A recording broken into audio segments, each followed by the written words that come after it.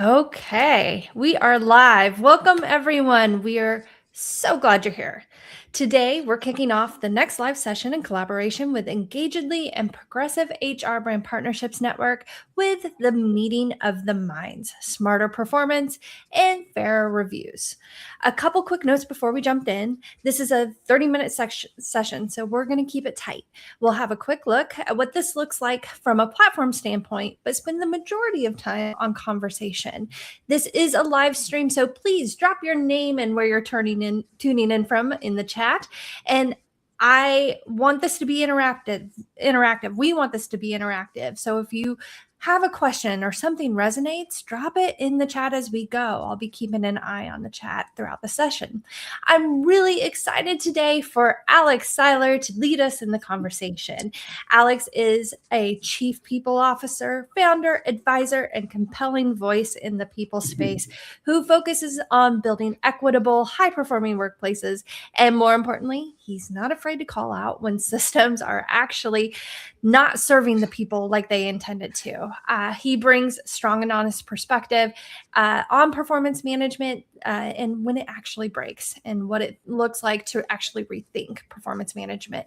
We're also bringing back the lovely Amy Jenkins from Engagedly to show how some of this can come to life in practice. So with that, Alex, I'm going to hand it over to you. Thank you, Marnie. And I should have you do my PR in the future with that kind of opening. So hi, everyone. So I wanted to start off with something I've been saying for a while in the spirit of me calling things out and just going to say it plainly. Performance management in most organizations, as most of them practice it, it was never really designed to help employees. It was designed to protect the company.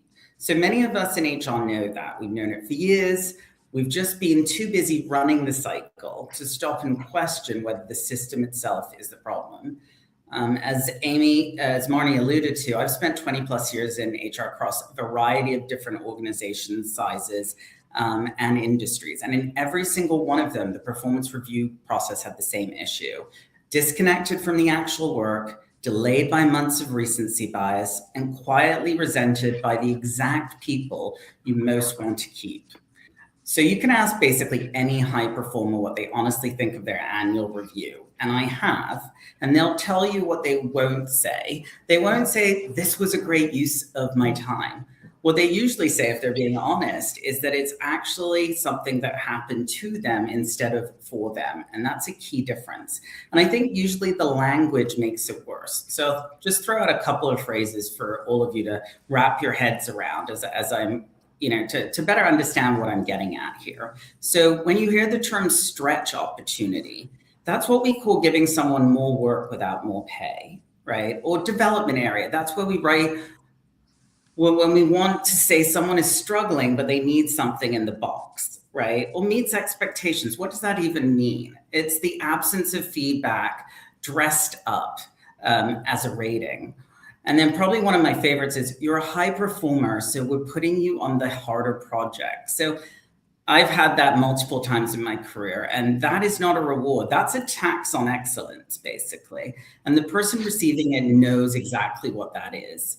So the other issue I do want to call out is structural. And that is a huge piece. Performance management is actually 4 separate conversations. It's compensation, it's development, it's accountability, and it's succession planning.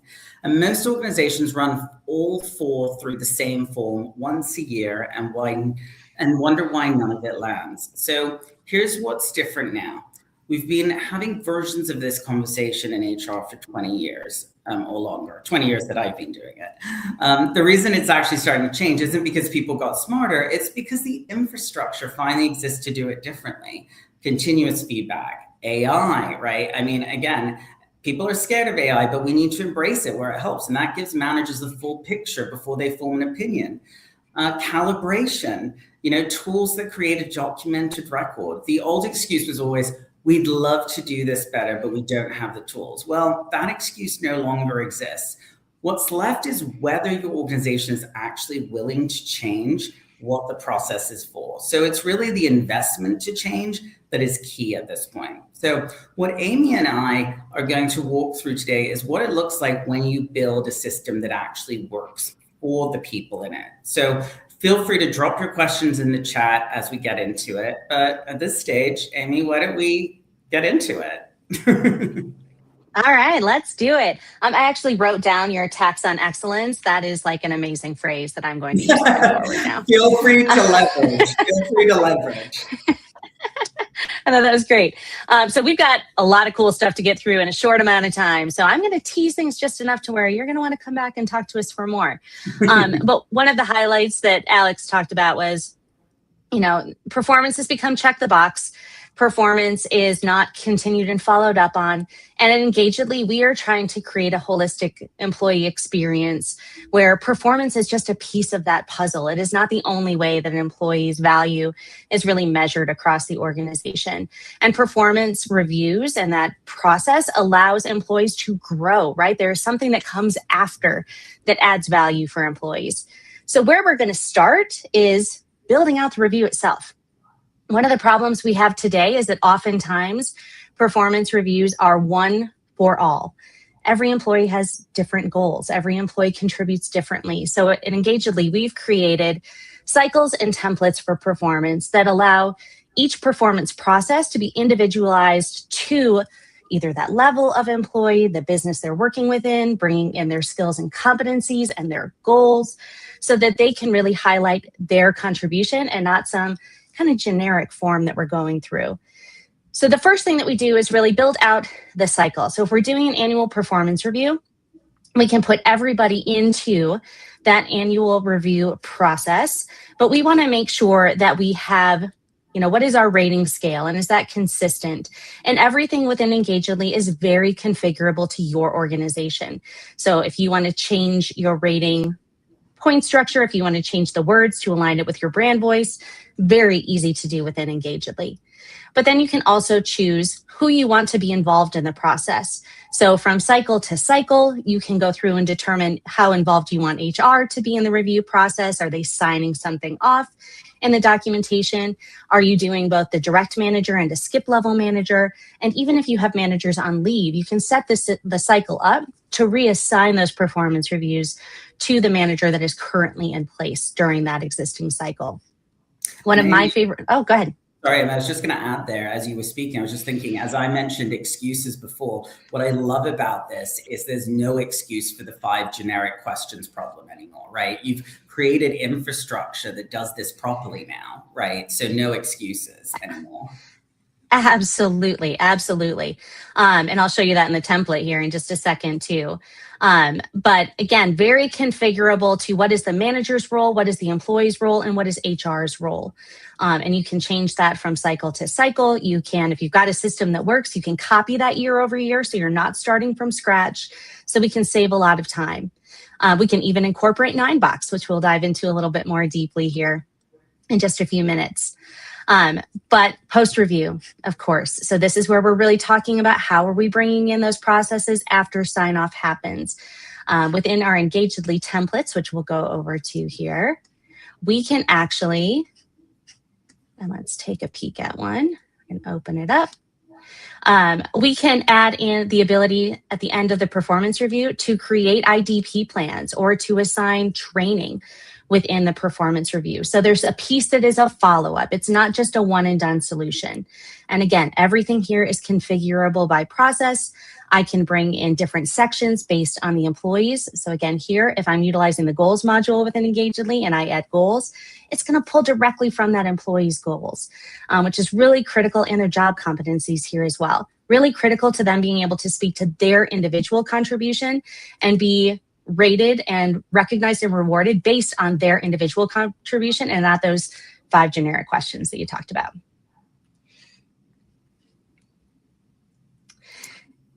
Next up, I can go into kind of the view from an employee's perspective, and you can see how we are trying to eliminate recency bias. As Alex mentioned, that is a big challenge that is happening across a lot of organizations today. There's so much going on, right? You're caught up on what you just did in the last few months. Your manager is thinking through what you've just done in the last few months, and you may miss out on some really big impacts that you had as part of this process. So we have incorporated an AI agent. We call her Marissa. You'll see her here floating around in the platform. She does all kinds of stuff within Engagedly. But the most recent thing we've added her to is our performance cycle and her Marissa Insights. So when you have this enabled on the platform, Marissa is going to read back through all of the experiences you've had and that you've input into the Engagedly system over the course of this review period. And it's going to pull up the things that you should really be focusing on, the things that you've done well, the contributions you've had. It can read into your specific role. If your job description is in here, it can pull some of that information out, which is going to help support you in filling out this performance review and being specific with your answers so that the employee can really highlight, and the manager is going to have a similar view here as well, highlight those things that the employee has done well and how they've grown, and still continue to highlight those areas of opportunity going forward. This green bar, go ahead. Sorry, Amy, I was just going to add one other thing. Was thinking, recency bias aside, the other thing I was thinking about, one of the biggest challenges I've always seen in my career is when somebody transitions managers, right? And one of those managers has left the organization and the new manager doesn't have enough data, right? But if that data is already in the system and Marissa has it, you've kind of got a sense of business continuity there as well. So I think it helps on many different levels. Oh, 100%. That is such a great point. And how many times does a new manager come in and given the excuse, well, I didn't really know what to say about them, so I just kind of put them in the middle. That's not fair. That's a terrible experience. So this definitely removes that possibility there. All right. I think the next thing that we wanted to highlight is talking a little bit about 9box and collaboration, which again helps us drive forward. We've just gathered a lot of really great feedback. This employee has talked about what they're excited about, where they want to continue to grow and learn and develop. The manager has given their 2 cents on that. Let's look at how, as an organization, we can review who we've got, where are they at and how do we continue to help them? And that's through 9box and calibration. So as I showed within the templates, we can add in the ability to track things by 9box, which can either be a question and like a rating scale, one or the other. So I can either have a drop down that's going to let me select, an employee ranking 1 through 5 in manager potential, or I can have several questions that a manager would answer. And I can determine if any of that becomes visible to the employee or not. Most organizations choose to keep that kind of behind the scenes, but that is definitely something that you can bring in as well. Within the collaboration, so on any cycle, and this is available to the system administrators, they'll see this collaboration button. It's going to pull up kind of a basic high-level report at the top of where employees are falling right now based on the existing cycle.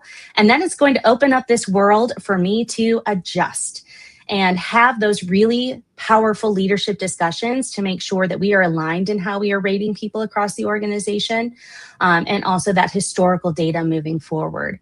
So it becomes very easy within the system to go ahead and make those adjustments. I can even export this report. So if I want to take it into a larger meeting and sit down and talk about it as a team and then come in and make these adjustments, becomes very easy to come in here then and publish those changes as I've made them. And then I'll be able to view those reports year over year and make sure that we are continuing to align as an organization. And then, of course, this 9box distribution here, this can be a really powerful piece that Alex and I are going to touch on in our next session. So we'll give a little bit more insight into how Engagedly helps us continue that conversation past that review period.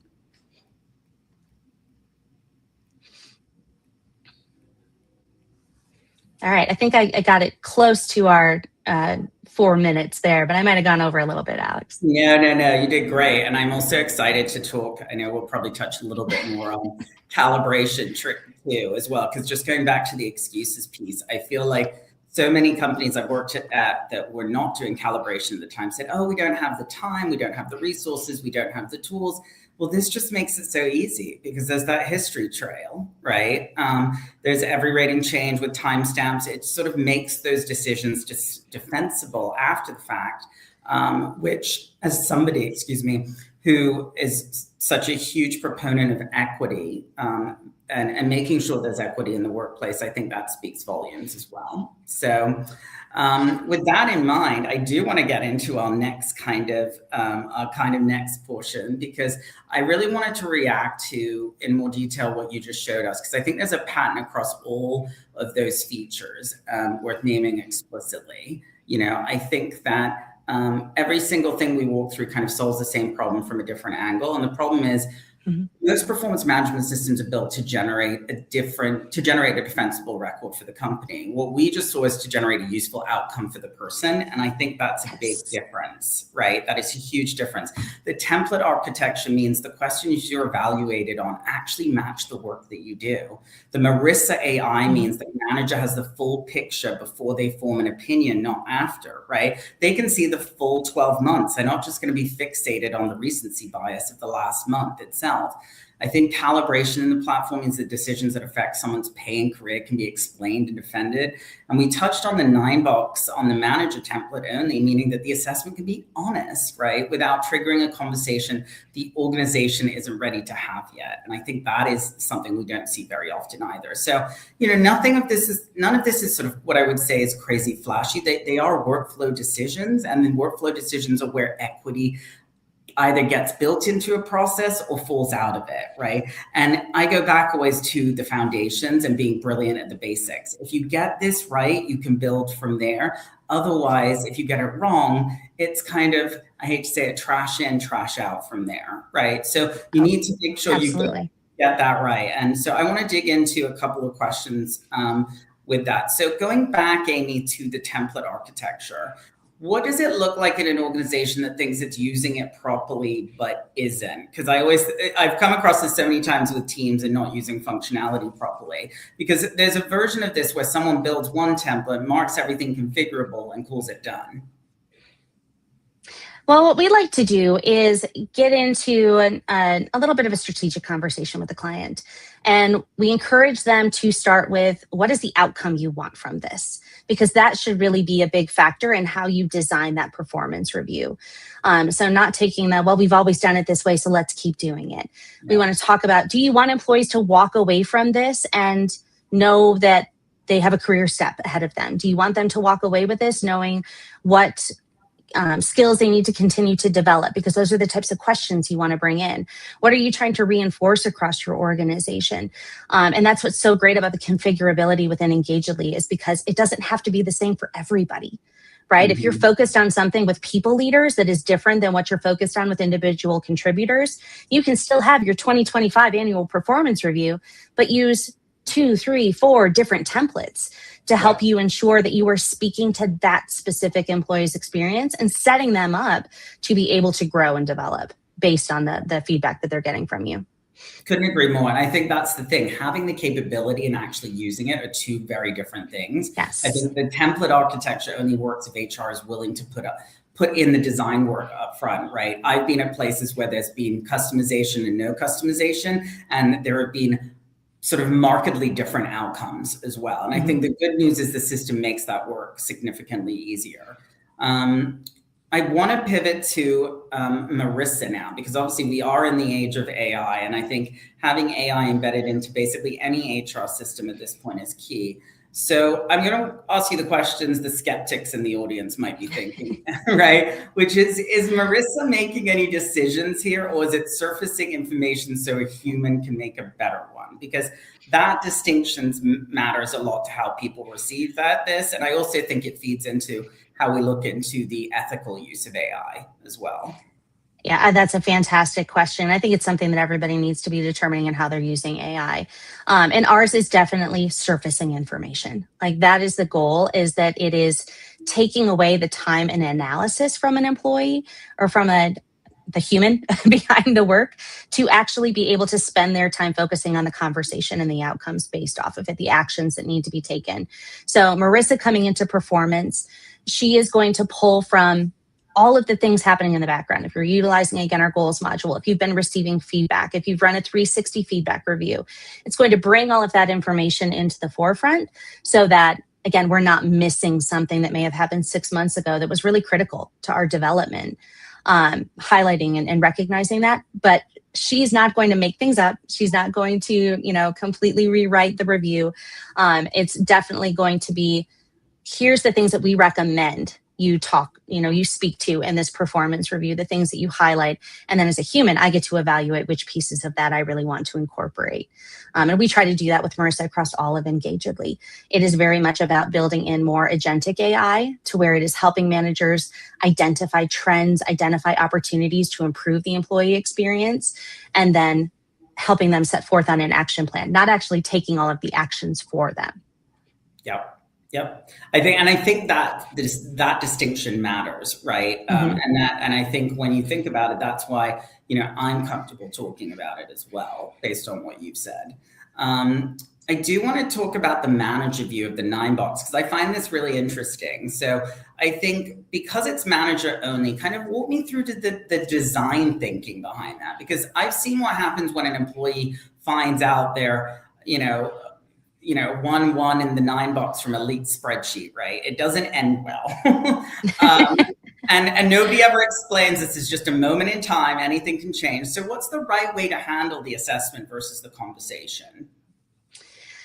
Yeah, it's kind of an interesting perspective. So I think that the conversation also needs to be, is the employee looking to grow as a leader? Because some don't, some are comfortable where they're at. And so maybe they're not exhibiting all those leadership skills, and it's not necessarily because they're a bad employee in any way.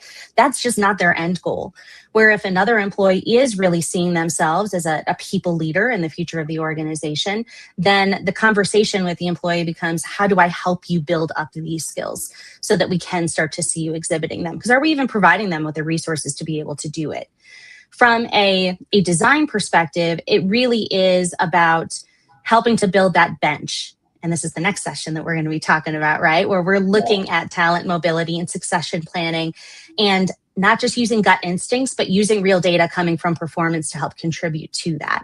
And to your point, it can be points in time, right? So people can ebb and flow a lot in their contributions to an organization. And that's something where we can always kind of see which quadrants that they can fall in and what pipelines and paths they should be part of, and where we're leaning into their development to help them get to those places that they ultimately want to be. Awesome. And Marnie, I think we have a question that's come in. Is that right? That is right. That's why I popped in. We have a great question, or even just expand upon from Tara. Can you talk more about the importance of HR leadership on the designer or strategist for the system? I think, as far as sort of being the arbiters and the architects, is that what we're getting at here? And I misspoke, like as the designer and the strategist for the system. Yeah, I think having that person's footprint is key. From my perspective at this stage, if I was going in and, and sort of looking at the design, I would want to have huge emphasis on it, particularly as many HR leaders have had many different experiences at many different companies, so that they know what good looks like and what will work and what won't work, right? Additionally, there's no one size fits all, so they're not going to be pulling from one playbook. So thinking about that organization and meeting them where they are is really critical, right? And also, I think sometimes, that's the problem. HR are pulled into the design or the thinking of these systems too late. I mean, I've walked into organizations before where they've we've just acquired this performance management system, and there was no sort of real true RFP or happen. There wasn't really any thinking about how it met the business needs. So if you don't have intentional HR leadership as part of it, you're going to miss multiple layers of this conversation. Hopefully that answered that question. Yeah, I agree. And I would just say that really performance should be kind of the culmination of all of those strategies coming together. So if you don't have the person that's setting the tone for all of that as part of performance, it's going to be disconnected. And then it comes back to, what are we truly measuring here? Yeah. And I had one last question for you. I could ask you a ton more, Amy, but I was going to ask one about calibration, but just in the interest of time, this, it's sort of the question I always ask, because this is when most performance management systems really fall apart. It's what happens the day after the review cycle closes, right? The ratings are submitted, the cycle ends, and then nothing changes, right? What does Engagedly do to prevent that? Well, one of the things that we do is we can, from again, within the cycles that you set up and the templates you can create, you can actually have a meeting to schedule as a follow-up to this to make sure that that discussion is happening. And within our meetings module, you can design a post-review template, right? That every people leader in the organization understands what questions they need to be asking, how are they addressing the plan here. And then again, using other components of the system, you can be setting up individual performance plans for employees. You can be recommended training right on the back of this so that there's always a continuation. How do I help you continue to grow, improve in the places you need to improve on, lean into your strengths and continue to contribute in that positive way across the organization and make that a focus of other portions of how you're utilizing Engagedly, which is ultimately a big part of the employee experience. From the higher level, it comes into our new talent mobility module. And again, being able to bring this into succession planning. So how am I identifying my strongest leaders across the organization and being able to make sure that they are in the right pipelines, they're identified as leaders. I'm making sure that they're continuing to be challenged in the right ways, not being given a bunch of extra work just because they're great. But always making sure that we have a plan for them moving forward so we keep that talent in-house. Absolutely. Absolutely. Love that. Well, I know we're getting closer to time, but just spend a couple minutes talking about where I see, with all of this in mind, the future of performance management going. I think what's actually changing now is the philosophy itself, not the form. So the intent really behind it, as we've kind of alluded to, is a common thread throughout this. I think the first challenge I'll put to you directly is when was the last time a performance review in your organization actually changed what someone did the following week? Not the rating, not the conversation, what they did differently in their job on Monday morning. If you can't answer that quickly, that's the gap I'm talking about. So I think that shift is happening from documentation to development, from reviewing what happened to building what comes next. And I think AI is central to that, but not in the way most people talk about it. I think when people hear AI, the fear is, is it going to replace human judgment? All the things we sort of hear. But it sounds like what Marissa is doing, for example, doesn't replace the manager's judgment. It gives the manager the full picture, so their judgment is actually worth exercising. Only, one removes accountability, the other supports it. And I think that's the huge distinction. I think the second shift that I'm noticing also is that I think separates the organizations that thrive from the ones that keep losing their people, right? So the second challenge I would say is if I asked you right now where your top 3 performers would land on a 9 box, could you answer that without going to find a spreadsheet? Could your managers? If the answer really is no, your performance data and your talent strategy are living in completely separate conversations. And that gap is quietly costing you every time a high performer takes a call from a recruiter. So I think right now, organizations have their performance data in one place, and succession planning, which we'll go into another time, has been alluded, somewhere else entirely. So nobody is truly connecting the dots. And I think what a connected platform makes possible is using that performance data, right, as the foundation for real-time talent decisions. So I think that's the future of performance management, not a better form, a connected system where every conversation after the review is as productive as the review itself. And that brings me back to where I basically started, which is performance management doesn't fail because people don't care. It's because the system was built to document the company's decisions, not develop its people. I think the technology is now outpacing that original design. And the question is whether organizations will let it. So that is what I had on that front. So I think maybe do we want to do a quick teaser with all of that in mind for what's coming next in part 2?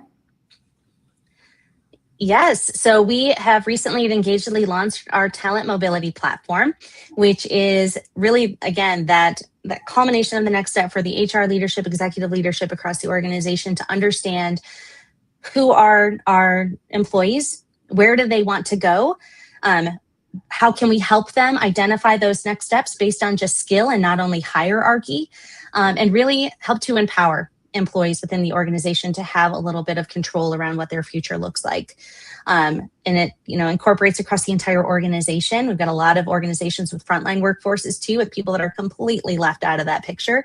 So this can really help to surface everyone, and based on their skills and their continued growth and where they're falling within their performance reviews, we can really understand who you've got and how do we best propel the company forward with our existing talent, and where do we need to fill those gaps?